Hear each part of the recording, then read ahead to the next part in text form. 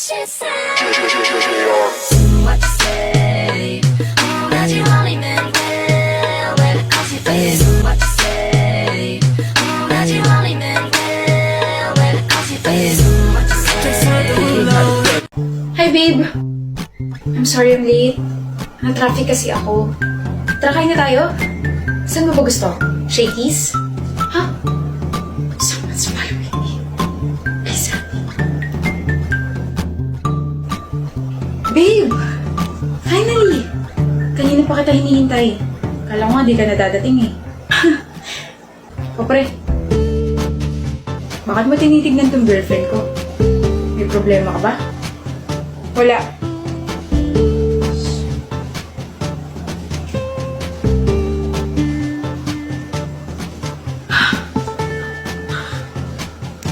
Salamat. Sobrang salamat. Okay ka lang, miss? Yes, I'm fine. It's a relief. Please, next time magdoble ingat ka, okay? I was actually meeting with my friends pero baka kasi pati sila mapahama kaya sa ibang route ako dumaan. Kaya ako yung nilapitan mo. Mukha ka naman kasing harmless. Talaga? Kung gusto mo, i-treat kita. Wow. My face really deceived, di ba? Huh? That guy keeps on following you? That's my brother.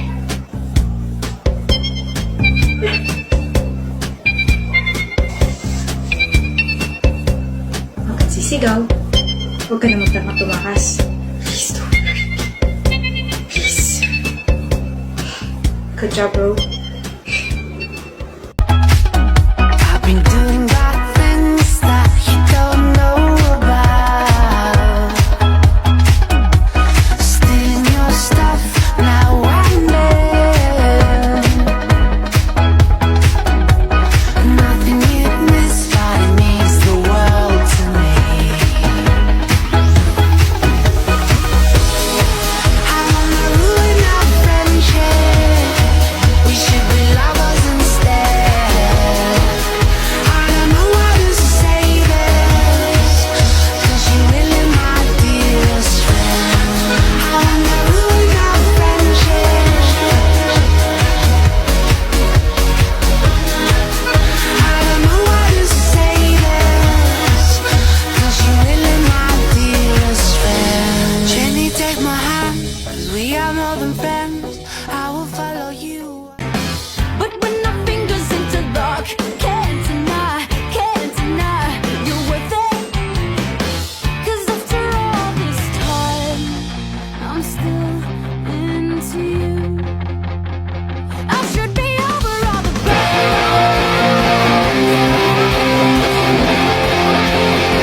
And maybe even on the worst nights, I'm into you. Let 'em wonder how we got this far. 'Cause I don't really need to wonder at all. After all this time, I'm still into you. Excuse me po mga ma'am, huwag po tayo masyadong maingay kasi may mga nag-aaral po tsaka may iba po pong tao dito sa coffee shop. Salamat po. Look! Paul, huwag ka kasi maingay. Kanina pa tayo na CCT. Bakit ba gusto ko mag-ingay? Public place naman to. Picture mo na kasi ako. Yung maayos huwag naman yung blurred. Saan ba ka ito pipicturan? Dito sa may tabi na upuan. Layuan mo bakas! Ikaw kaya lumayo, Fina. Ang sigit na dito sa pwesto ko. Liit naman kasi nitong coffee shop na to, ikairita. Aray! Ano ba? Uy! Oh. Miss, hindi ka ba magsasorry? Ako na yung nasaktan, ako pa yung magsasorry. Ikaw yung nakatama sa kanya eh. Eh di sana hindi kayo dyan pumwesto. Uy, Fina, ano ka ba? Magsorry ka na lang. Wag, Kim, okay lang. Hayaan mo na. Oh, hayaan naman pali. Eh di tapos ang usapan. Kas, picture mo na kadali. Hayaan? Eh kanina pa sila magulo, Sere. Excuse me? Magulo? Nasa public place tayo. Hindi ba pwede magsalita? Magpicture? Nagsisigawan na kayo simula kanina pa. Ingay-ingay nyo, lalo ka na. Hindi nyo ba nakita yung sign sa counter na huwag masyadong maingay dahil may mga nag-aaral at nagre-relax dito? Be considerate naman mga miss. Tama mo sinabi, di sorry. Huwag sa akin. Mag-sorry ka sa girlfriend ko. Lah, sorry miss ha. Next time kasi, huwag ka dyan umupo para hindi ka natatamaan. At saka sa mga nandito, kung ayaw niyo sa maingay, edi sana nagdala kayo ng pantakip sa tenga niyo. Alam mo, Fina, mahiya ka naman. Tayo yung mali. Mag-sorry ka na lang ng maayos. Ano ba? Miss, I think you should leave this place para hindi ka na makaabala pa. Aalis na po kami. Sorry sa abala. Sorry po if natamaan ka ng friend ko. Ay wow, guard ka? Kapal naman ang mukha mo, paalisin ako. Makapal talaga mukha ko kasi ako po yung may-ari nitong maliit na coffee shop na to. OMG. My name is Sarah Andres at halika po sa office ko para makapag-usap tayo ng maayos. Ayoko! Wala akong pakialam. Kung gano'n naman pala, pwede na po kayong malis. Di na ako babalik dito. Mas maganda nga po siguro kung hindi na po kayo bumalik dito para wala na kayong maabala ng mga customers. And sana makapag-reflect po kayo na hindi lahat ng pinupuntahan yung lugar ay pwede na po kayo sumigaw ron at pag-ingay. Papangit ninyo. Halika na nga! Sensya na talaga. Have a nice day! Sa mga nandito po, pasensya na po talaga. Okay ka lang, mahal? Oo. Sabi hindi nga kita kilala, ang kulit-kulit mo. Stay away from me. I am your husband. Huh? I am not married. Sino may sabi niyan? We've been married for 4 years. We have a daughter and her name is Greta. Your favorite food is carbonara and you love painting. Hindi kita kalala. Palalahanan mo please. Kahit para lang sa anak natin. Tama na. Mahal. Tigilan mo na ako. I'll help you. Tigilan mo ng pagiging creepy stalker ko.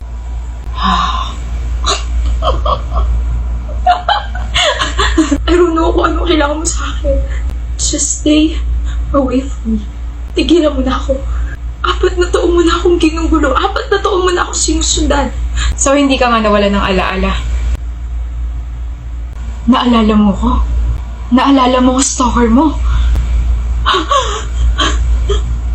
Hindi ako nawala sa isipan mo. Huwag ka lalapit. Huwag ka lalapit. Sobrang saya ko na naalala mo pa ako, Mia. Sisigaw ako. Nasa eskinita tayo, walang makakarinig sa'yo. Hihingi ako ng tulong.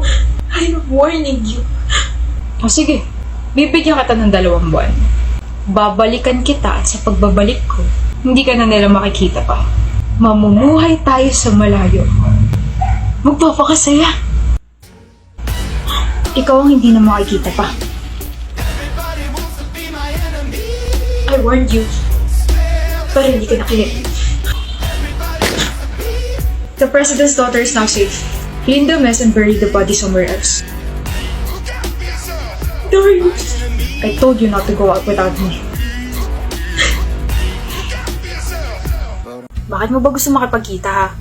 Akala ko ba you don't want to see me ever again? Closure. 2 days ago lang tayo nag-break. Gusto mo na agad ng closure? Wala kang pake. Dahil ano pa tinatayo-tayo mo dyan, Noreen? Umupo ka na. Apa sasabihin? Akala ko ba gusto mo ng closure? Oh. Ayan lahat ng mga binigay mo sa akin. Ikip mo o itapon mo na. Wala akong pakialam, Renzo. Binigay ko sa'yo yan. Bakit mo isasauli? Break na tayo eh. Ano pang gagawin ko sa mga yan? I-display pa rin? Oh? Pati mga sweaters ko isasauli mo? Hindi mo na to gagawin pantulog? Hindi na, marami na akong damit. Gamitin mo pa rin. At bakit? Kasi sabi mo mahal mo ako. Bakit? Hindi mo na ba ako mahal? Mahal?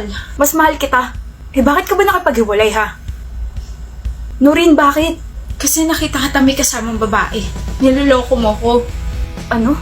Hindi ko man nakita yung mukha niya pero kasabay mo siya maglakad and you were holding some of her things. Yung mukha mo parang nagmamakaawa pa. Humihingi ka ba ng sorry sa kanya kasi hindi mo ako mahiwalayan? Pues tapos na yung problema niya dahil ako na yung nakapag-break. Noreen, I can explain. Wala na tayong dapat pag-usapan pa. Noreen, huwag mo akong hawakan. She's my prof. I know, right? Huh? Left? Huh? I said she's my prof. Tsaka nakalimutan mo na bang med student ako, ha? Malamang marami talaga akong dala. Why? I was chasing and begging her kasi ayaw niya tanggapin yung paper ko. Ah, talaga? Ang galing naman. I mean, wow! Hindi tinanggap paper mo. I mean, next time kasi, wag agad maghihinala para hindi ka napapahiya, babe. Sorry na, okay? Super stress lang talaga ako ng time na yun. Tsaka nung babe ka dyan.